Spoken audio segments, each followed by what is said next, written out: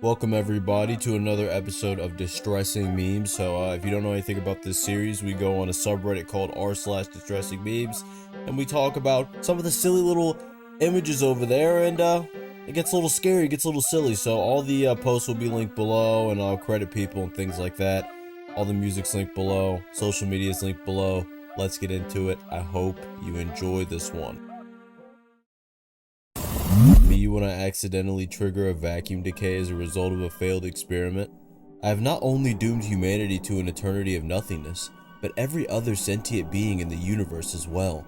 You know what would be scarier, hypothetically, okay, in this type of a situation, would be if they trigger the vacuum decay, everything disappears, and then it like switches on, and you're in a completely different world, and life just continues. Like you just kind of hop over, you know? I feel like that would be a lot scarier than just nothing. But maybe I'm wrong. Maybe that would be more comforting. I don't know. You launched the snail deep into space billions of years ago. If only you knew how stupid you were.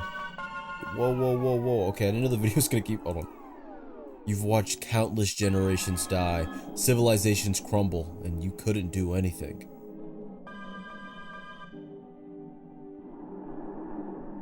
And when the sun exploded, you realized that your fate was sealed, forever trapped, floating aimlessly in the endless void of space.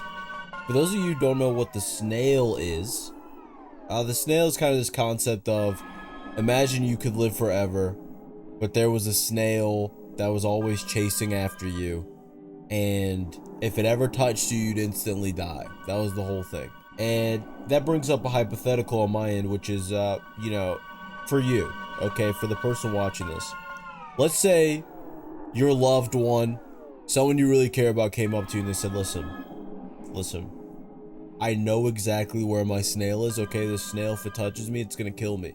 And they were 100% telling the truth. You knew they were telling the truth, okay? And basically, they asked you, they said, can you please eat this snail? Can you please, like, go get this snail? We're gonna go to the location. You're gonna pick the snail up and you're gonna eat it. You're gonna basically take its life, you're gonna eat it. How would you do it? Would you eat the snail for them, therefore saving their life? That's the question, you know, that's the question. And also, inversely, another hypothetical I have is, okay, let's say you have like technology, you can like see all the snails and like who they're connected to, okay? And you realize there's somebody super evil and they have a snail that's actually chasing after them. Would you try to like get that snail and like sneak it up on them and put it on them? Just a couple questions I have. You can deliberate in the comments there, but that's just a couple questions, just a couple little silly hypotheticals that I have for you. POV: you are a normal scientist working in the lab, but unfortunately you mixed the wrong potions, like he's a witch, and created the biggest mistake known to mankind. And now you are hated by everyone ever since the incident. Because of you, this world is doomed. You know, some nice little man-made horrors beyond our comprehension right here. Honestly, I don't even feel like anyone would have time to hate you in this situation, right? This thing's gonna like destroy the world or whatever. I feel like they'd all be focused on that. Maybe they hate you afterward. Like, why'd you even do that? What sentence do you think you'd get in jail or prison? Well, why am I saying that? It'd definitely be prison. This would be a felony. What sentence do you think you would get for this? If you made man-made horrors beyond our comprehension, somehow, you know, somehow the militaries of the world or something, or the scientists, you know, they mixed all their potions together, okay, and they destroyed it. They mixed their witchy potions together. What do you think would happen afterward to you? Do you think they would just like say, okay, this guy's banned from being a scientist forever, he's banned from potions and chemicals and things of that nature? You think they would be like, okay, this guy's sentenced to like being in a dark box for the rest of his existence? Like, what do you think would happen? I don't know. That's just something. I'm full of hypotheticals today, okay? Oh, shout out at oblivion.awaits. I'll make sure to, well, okay, let me not say that. I'll probably put it on the screen if it's like an Instagram or something. We might have to look into that account at some point. After an unknown virus mutates people into rabid and feral monsters. Oh, why is the video outspeeding me here?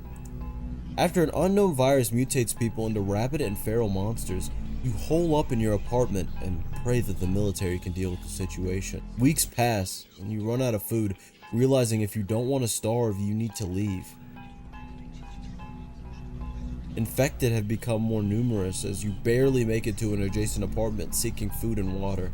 You hear the military broadcasting outside that all remaining people need to evacuate the city but the stash of food and water you have will keep you going for months. Days later, you hear a loud siren outside as the building begins to shake and you realize you should have escaped when you had the chance. Poor SpongeBob.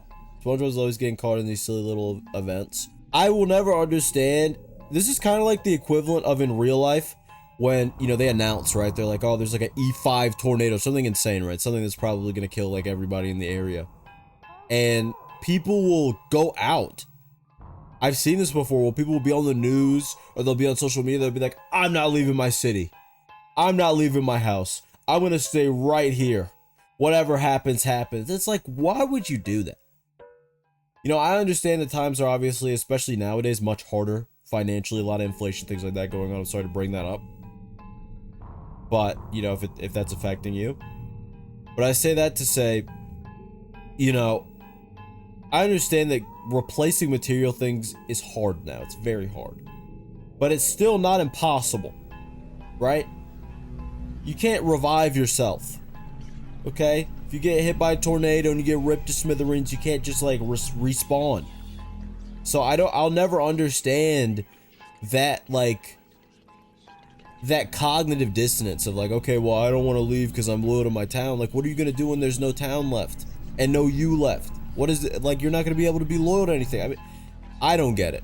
Maybe someone could explain the psychological situations to me. I don't get it. Okay, now I actually know this guy. I'm going to credit him on the screen because I know exactly who this is. I've seen him, you know, in my doom scrolling on Instagram reels. I get a lot of horror reels. No surprise there. I've seen this guy. We're going to watch this little silly video. This person is waiting outside. So I'm keeping my door locked. Yeah, I'd probably keep my door locked too if I saw a little creepy little guy outside. I didn't know what I wanted to say, I'm sorry. Okay, he's brushing his teeth. Oh, the door's opening.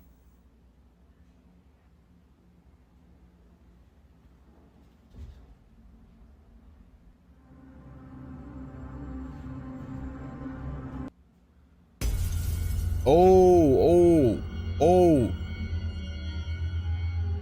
There's a little scary little granny in the house.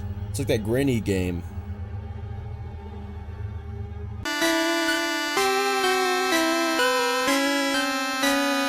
He's saying, oh man, I don't want any more grannies to get me. I better leave the house. Better get out of here. Honestly, if this is the most default answer ever, but if I saw that, I would just leave. Oh. Okay, that's pretty funny, actually. That was pretty funny. That was a pretty funny final image. If I saw this up close, I don't even know if I'd be scared anymore. You don't know where you are, and the others have disappeared one by one. You're the last one left, and suddenly the accident is the least of your concerns. What is this for an afterlife? What would be a scarier, you know, afterlife? This is a genuine question here. Would it be scarier for it to be nothing, but you were aware of that forever? Or for it to be something like this, where it's just an infinite hallway? You know what I mean? You're just running down an infinite hallway, but at least there's some type of stimuli, I guess. Even though I guess you wouldn't have a brain anymore. It would just be like your soul, but yeah, just let me know. POV. You catch a gray smiling face eyeing you from the edge of the hallway prior to its pulling away. First of all, I don't know how SpongeBob keeps being in all these situations. That's number one. But number two, I feel like everyone has had a situation where they thought they saw somebody out of the corner of their eye. I'm sure there's a name for that phenomenon. But you know what would be scarier, honestly? For somebody, if like they thought they caught something out of the corner of their eye, and then it was actually someone that like broke into their house, and they just didn't notice them, that'd be horrible. I shouldn't have put that. I'm sorry, I shouldn't have said that. Oh boy, I sure do enjoy celebrating Christmas above 40 degrees north. Who would ever, you know, drop their, what is that, longitude, latitude? One of those. I think it's latitude. Coordinates. Just in a casual conversation. Hey man, I really do enjoy celebrating Easter, 40 degrees north, 60 degrees west, dude. I hope no one stalks me, tortures my family, and forces me to make macabre toys. Okay guys, we're gonna have a silly little SCP lesson here. So this is based off SCP-4666, and I actually am thinking about making an SCP video relatively soon. I mean, probably this month or next month. I've been doing a little bit of, you know, SCP looking at, and there's definitely a handful of SCPs that I want to talk about that aren't as commonly talked about. I want to talk about, you know, the scariest ones and things like that. So I might get into that. Anyway, this is based off of SCP-466, like I said, which is called... Oh yeah, it's the Yule Man, isn't it? Let us read the description. SCP-4666 is currently believed to be a single, exceptionally long-lived humanoid entity of unknown origin. Survivors of the Vaishnacht events typically describe SCP-4666 as a very tall, between 2 meters and 2.3 meters, elderly male of European descent with an extremely emaciated appearance. The entity always appears completely naked. Sorry, that's kind of funny. Even when observed outdoors in freezing weather. Though the nature and extent of its anomalous properties remain uncertain, SCP-4666 appears capable of instantaneous or near instantaneous travel to any location north of 40 degrees north latitude, and possibly to any location on Earth. SCP-466 activity occurs exclusively within a period of 12 consecutive nights every year, from the night of December 21st to 22nd to the night of January 1st to 2nd. This period is known as SCP-4666's active phase. During this phase, in what are termed the Vaishnacht events, SCP-4666 will appear at dwellings in one or multiple locations north of 40 degrees north latitude. In all known Vaishnacht events, these dwellings have shared the following characteristics: isolated rural location, home to a family with at least one child under the age of 8, and situated in an area with snow cover lasting throughout the duration of the event. So basically it kind of goes like this. So they describe the kind of chronological order of events that, you know, this creature usually takes. So at first it'll kind of be watching the family from a distance, and then after that, people will report sounds of footsteps on the roof and an unpleasant odor, and they'll be like, okay, this is pretty weird, this is pretty scary, we might be haunted, which I think is a pretty reasonable thing to believe if everybody is kind of observing this phenomena. And usually on the 12th night, the final night, the most common thing that happens is that the SCP will take the lives of everyone in the family except for a child under the age of 8. In 15% of events, you know, it won't harm the family at all, and it'll be fine. However, in those events, the children will discover presents at the foot of their beds that are crudely crafted from the remains of, you know, human children from the other families. 1931 was a bad year to be a farmer on the Isle of Man. You and your family figure out the scratching noises coming from inside your wall is just an animal that gotten stuck in there somehow. It begins speaking to you and says that its name is Jeff and it's the 8th wonder of the world. If you saw me, you'd faint, you'd be petrified, mummified, turned into stone, or a pillar of salt. I don't know what salt has to do with anything, but I'm sure there's a historical lesson. So it goes like this. This is about a mythological, well, I guess it's not really mythological according to this article that I found from paradiselot.com. It says, this is not a mythological creature per se, but a story interesting enough to be told. So I guess I'm just going to read another story. It began in September 1931 when the family began to notice strange rustling noises behind the wall panels in the farmhouse, like we read. After some prompting, the noise introduced itself as a mongoose called Jeff and claimed it was born in India, in New Delhi. It gave its birth date as 1852, which would have made it 99 years old on its discovery. I'm sure you don't need to be told that the standard mongoose doesn't live that long. I didn't think so. I didn't think mongoose were just, you know, running around 150 years old and stuff. Jeff informed the family that he was no ordinary creature, but an extra clever mongoose. Yeah, you're talking to me. So I kind of figured that part out. I wouldn't call that extra clever. I don't know. I guess, you know, when you think about it, I think some of the ways that people would describe things back in the day were so much less hyperbolic than, you know, what we do today. Like, something could be, you know, an angel could descend from heaven in 1931, and they would have been like, this is very neat. You know, this is very neat, and, golly gosh gee, I can't believe this is happening to me. They probably would consider it peculiar also. They probably would say something like that. However, it was unclear whether Jeff was limited to mongoose form. Though sometimes seen, he was more of an invisible presence around the house, and he once claimed that, I don't understand, it says that he hands, and then it says, hands and feet, if you saw me, you'd faint, be petrified, mummified, turned into a stone or pillar of salt. I feel like that sentence is typed wrong. Anyway, then there's this actual article, I guess from the time, I don't know, I assume this is from 1931. It says, talking mongoose Commons may have to decide. He kind of just continues to say that, you know, Jeff was really helping out around the home. He'd scare mice off and put out fires and do all this great stuff, right? He would wake people up if they overslept. And then it continues to say that it really liked chocolate, biscuits, aka, I guess, cookies for the American people, right? And bananas. And he was a joy, but he also could be a little, apparently disturbing and egocentric. They don't really explain that. But, yeah, so, mongoose, great stuff, magical mongoose. There you go. It doesn't really sound very bad. They try to make it sound really scary, but it's not really scary at all. He was actually really helpful and pretty cool, so I don't really understand that one. Help. I saw a book simply called 1875, and I looked inside, but every page was blank. Now whenever I close my eyes, I see these two faces staring at me. Someone tell me how to get rid of them before I rip my eyes out. I see a fork nearby. Maybe that'll do the trick. Okay, the ending was kind of silly. I'm sorry, it was a little silly, but even though it was a little silly, this picture does look like an SCP that I'll just put on the screen because I can't think of the name of it right now, but this does look, I'm pretty sure this is a picture of an SCP. I have no idea if this description has anything to do with the SCP or not. I'll also put that on screen because I don't know. Why, what a nice tree. I love trees. Well, what would you do if you stumbled upon a magical tree that was covered in eyes? Would you just stand there and look at it until it took your life? Probably you wouldn't do that. I don't know why you just stood there. POV, you left the bathroom door open at night after being repeatedly told not to. The knocking was keeping you awake. Am I the only one?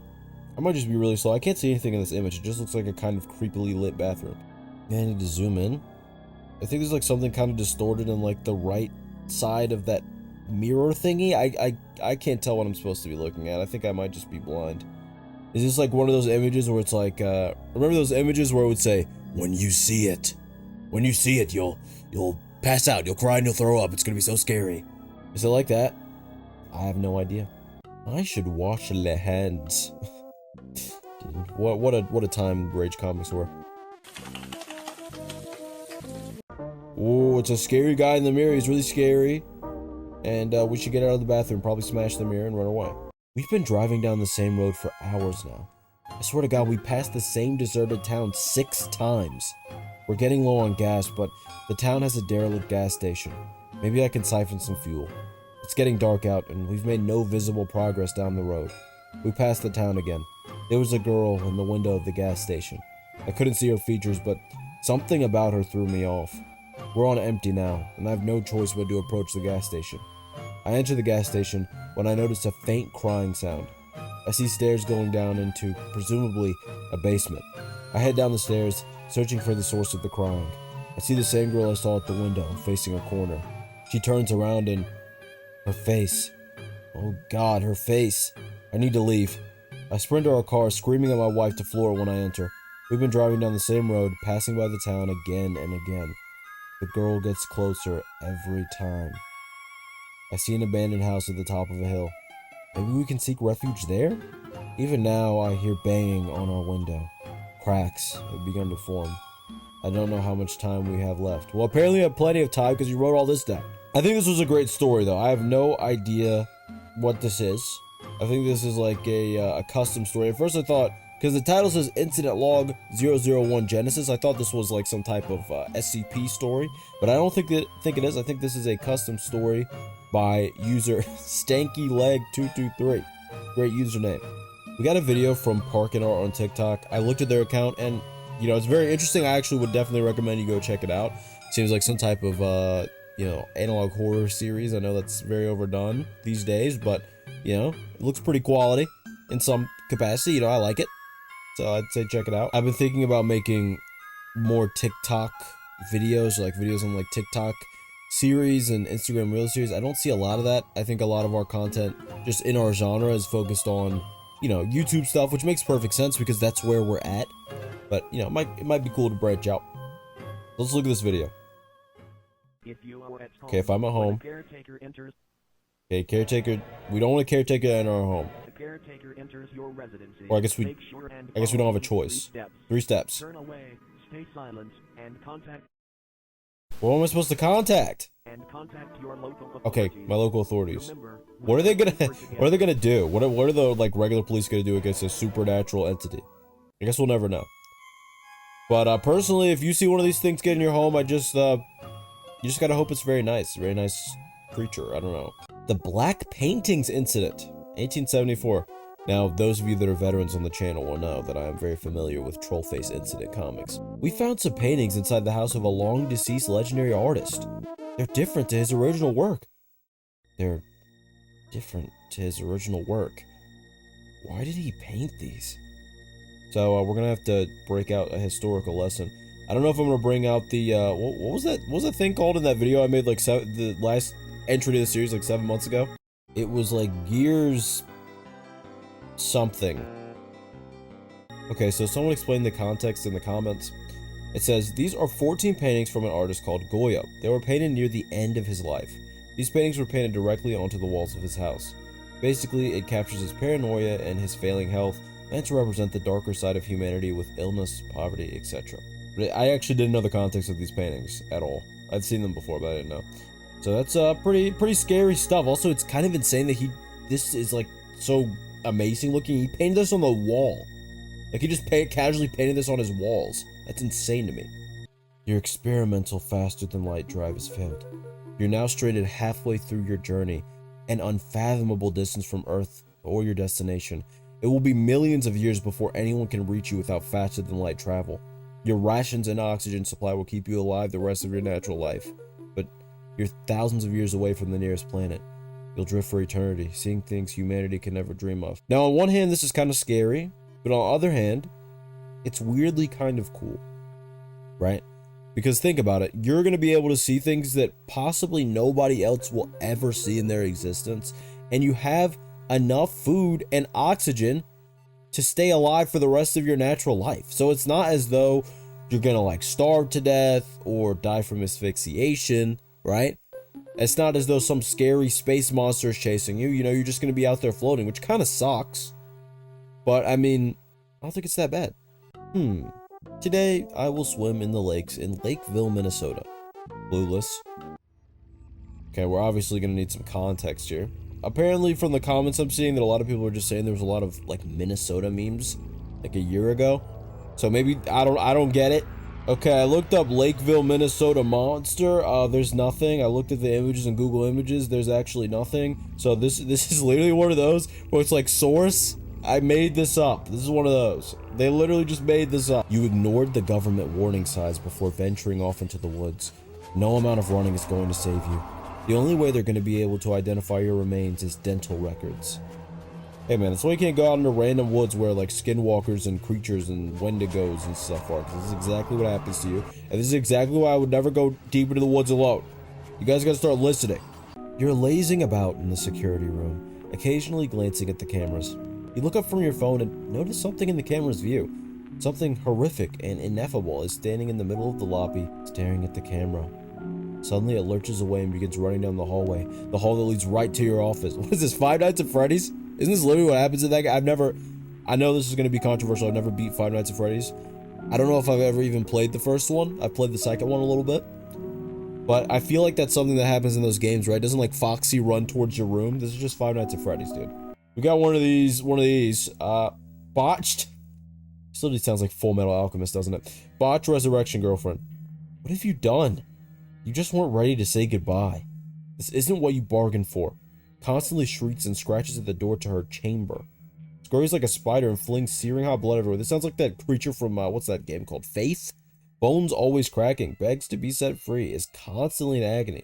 Tries to lure you in by speaking in her voice, promises to love you for all eternity. Is clearly not your GF anymore.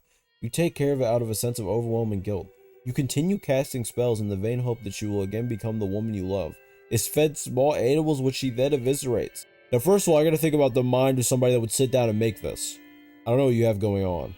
Again, maybe this is kind of like Full Metal Alchemist. You know, they try to revive, their mom. And it doesn't go very well, to say the least. And she kind of looks like this. At one part, she kind of looks like this. How does this even happen? You continue casting spells? What does that even mean, dude? Are you like a witch? Or a wizard, I mean, a Wiccan? Today I will pet my cat. No one will ever believe you. I love you, Mr. Fluffles. Now, who knows where this cat is from? Okay, raise your hand. I know where it's from. This is from Flapjack.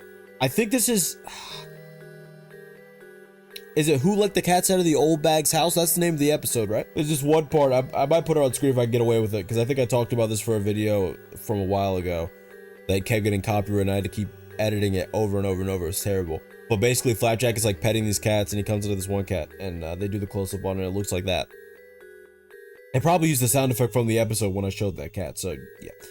Next, the failed manticore. When I came back home, I was greeted by Motroskin. He sat on the windowsill. He was mad. On the table, there was a corpse of Sharik. While I was gone, he probably got into a fight with him. He had scars all over his body, and he was bleeding out. I couldn't hold my tears. Motroskin just watched. I grabbed a knife, and I was ready to avenge my friend. This beast, it was not a regular cat. It was a monster. I realized why he pretended to be my friend. He just wanted to take my body. Now, this picture is actually really good. I really like the picture. Here's the obvious problem, okay? You know, like when someone's telling you a story. You ever had a friend or family member or something tell you a story, and they just start name dropping? And you're like, who even is that? Who are you talking about? Who is that? Because I picked this because of the picture. This is my situation. Who is that? Someone has given the context in the comments. I figured it out. There's a Soviet cartoon called Prostovashino, I guess. I don't know, dude. That was a horrible accent. About a boy who ran out of his home because he was tired of loud city life. He came to a small village, I literally cannot say this word. Prostokvashino. And Sharik refers to his dog. Motroskin or Matroskin is his talking cat that he has. So this scary guy is, I guess it's kind of like one of those, like, you know, Garfield if he was an Eldritch Horror. It's like that, but for this cat from this obscure Soviet cartoon. So there you go. What a way to end this.